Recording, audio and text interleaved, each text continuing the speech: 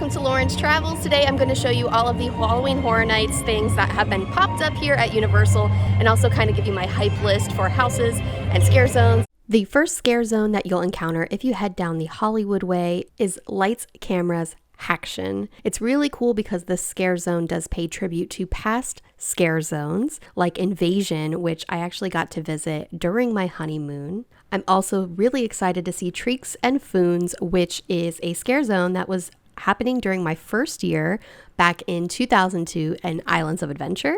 And also Vamp 55, which is a fan favorite. This scare zone is going to heavily feature Eddie, I believe, who is one of the Horror Nights icons, but one of the lesser known ones, and he is famous for wearing his leather and sporting a chainsaw. The next scare zone that you'll encounter going through the Central Park area is the Gorewood Forest. The description for it reads, 16 years after the gory sacrifices of Terra Cruentus, the heartless Terror Queen is back. Evil is in her nature. The Terror Queen is also another Horror Nights icon, and she is known for her blood sacrifices. There's lots of skulls and creepy trees in this scare zone, so I'm expecting some good scares from this area, and I'm hoping to see the Terror Queen. Now on the bridge close to the Springfield area is a whole setup for Chucky. I know that they are going to have a new show on Sci-Fi, so I'm sure that's promoting that. And new to me and a lot of fans of Horror Nights is Crypt TV Scare Zone. Crypt TV is actually something that was founded by Eli Roth, and it's short stories and they're all spooky. I've been meaning to check some of them out on YouTube. I do hear mixed reviews though, so I think I'll try to watch some this week and prepare myself for the event. But the scare zone does look pretty awesome, and a little similar to the Eddie scare zone. There are different things in the scare zone which makes me feel like they call back to different episodes or different series. I have a feeling we're going to learn more about it as the event goes on. As we get into the New York area of the park, this is the Seek and Destroy scare zone. And the description reads for it, a ruthless alien cyber regime led by the controller has taken over New York, turning humans into fuel, succumb or be destroyed. So I'm excited for aliens, and it makes sense now what these giant tanks filled with red liquid are supposed to be. I'm wondering if this will be a little similar to like the Purge scare zone, where all of a sudden things just go crazy. And I'm hoping, because they look like there's spotlights in the picture for the scare zone, that they're going to be kind of pulling people out of the crowds, and that's going to make for a fun scare zone for sure. And of course, being in the New York area, you know, the Halloween Horror Nights tribute store is going to be there. And this looks really awesome as well. It almost looks like a spooky haunted house. And I can't wait to see that when the event starts. And don't think I forgot the 30 Years, 30 Fears scare zone. This is going to be right when you enter the park. If you are heading straight, you'll go through the scare zone first.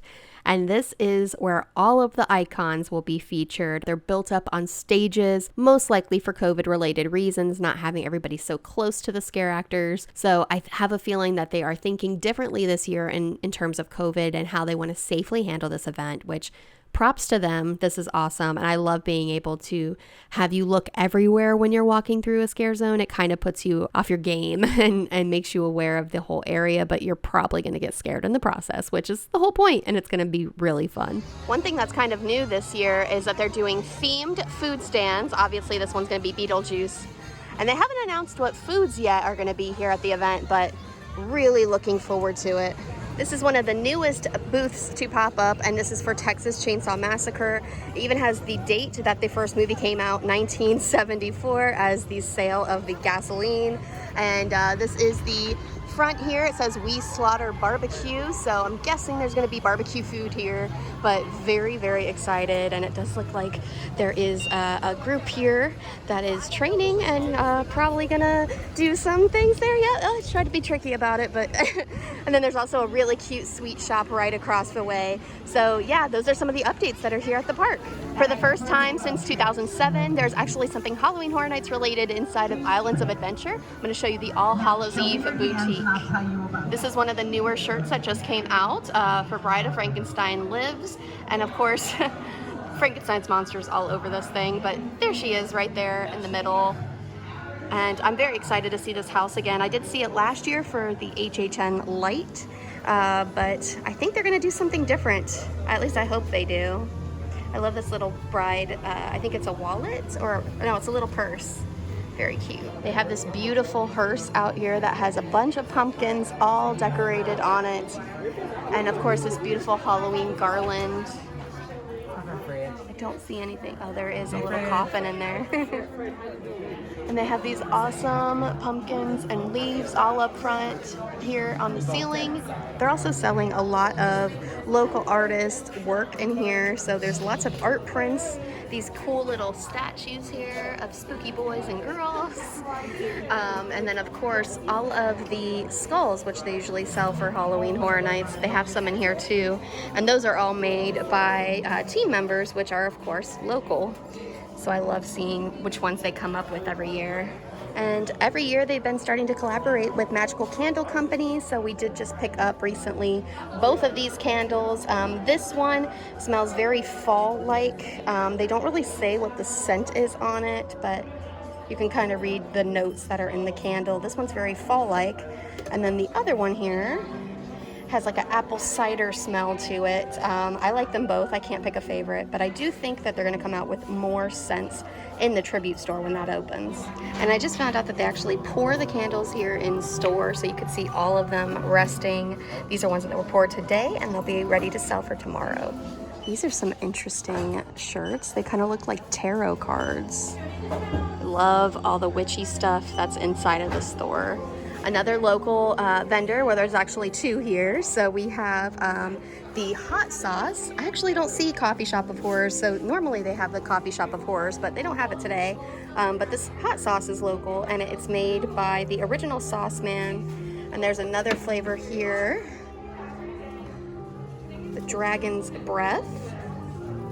And then there's one more. And this is Devil's Blood, and I am a wimp when it comes to hot sauce, so I will not be trying these, but if you do, let me know how they are in the comments. The decor in here is just awesome. Tons of witchy, spooky feels, and it has like that vintage Halloween feel as well to most of the store. And you could see a little Halloween limerick there on the wall with the witch. It's beautiful. These are two other designs for some of the Halloween Horror Nights shirts. So this is the anniversary shirt here. On the front, I believe it just says, yeah, 30 years, 30 fears. And then they also have this ringer shirt here with the icons. I'll probably end up getting this one later on, but I really like the design of this one. And they have some blood-soaked popcorn, but I believe it's just flavored. It's not flavored, it's just kettle corn. There are 10 haunted houses for the event this year, and I just wanted to mention a few that I am really excited for and kind of just compare at the end of the Horror Night season and find out which ones I was excited for and which ones ended up being my favorite.